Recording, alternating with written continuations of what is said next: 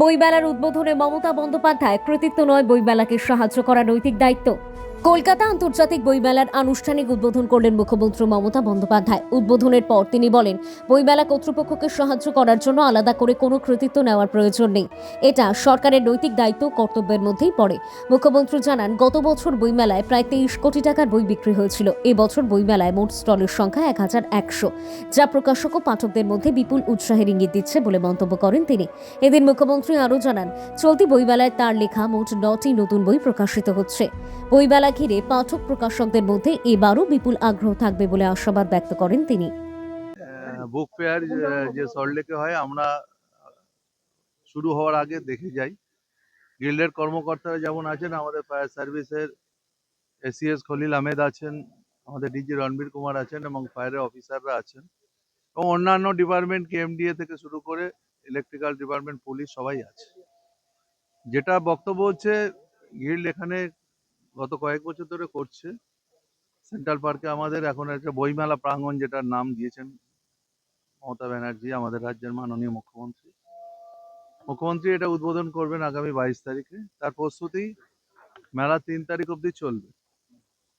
এই মেলায় প্রচুর মানুষ আসবে, বই কিনতে, বই প্রেমীরা আসবে। আমাদের দেখে নেওয়ার দায়িত্ব হচ্ছে যে কোথাও কোনো অসুবিধা আছে কিনা, সেই অসুবিধাগুলো থাকলে সেগুলোকে দূর করা, আর নিরাপত্তার ব্যাপারটা ঠিক মতো দেখে নেওয়া।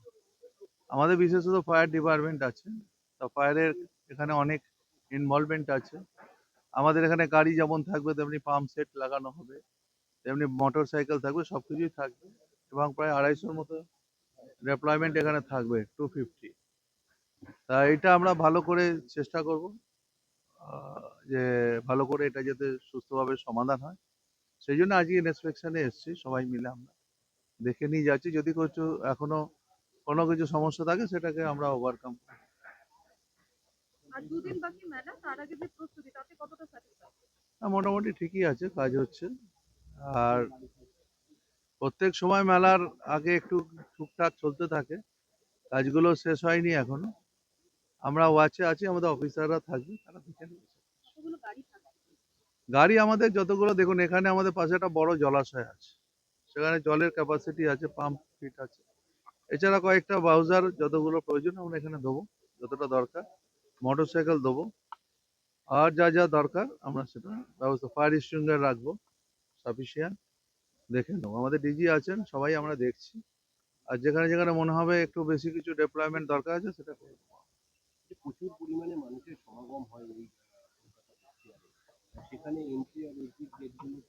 এন্ট্রি এক্সিট গুলো আমরা দেখেছি, লক্ষ্য রাখবো। এখানে 9টার মতো গেট হবে, তাই তো? 9টা গেট আছে। এন্ট্রি এক্সিট দেখে নেবো। পুলিশেরও একটা খুব বড় ভূমিকা থাকে, পুলিশেরও যারা কর্তারা, তারা আগে মিটিং করে নিয়েছে। আজকেও ডিসি ছিল কিছুক্ষণ আগে আমাদের সাথে, দেখে নিচ্ছি আমরা। ঠিক আছে।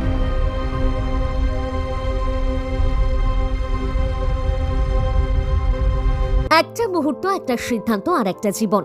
যখন সময় সবচেয়ে বড় শত্রু, তখন দরকার একটা ভরসার জায়গা। ওম হাসপাতাল, ললাট জাহান্দা, পশ্চিম মেদিনীপুর। 24x7 এমার্জেন্সি, ভর্তি, অপারেশন, জীবন বাঁচানোর প্রস্তুতি সব সময়। General surgery, gastro surgery, orthopaedic চিকিৎসা একই ছাদের তলায়। কলকাতা, ভুবনেশ্বর, কটক থেকে নামি দামি সার্জনরা এখানেই। 24 ঘন্টা অ্যাম্বুলেন্স পরিষেবা, এক কলের রেসপন্স। কারণ এখানে চিকিৎসা শুধু পরিষেবা নয়, এটা একটা দায়িত্ব। ওম হাসপাতাল, 9333091995 অথবা 7384103777। ওম হাসপাতাল, যেখানে জীবন ফিরে আসে।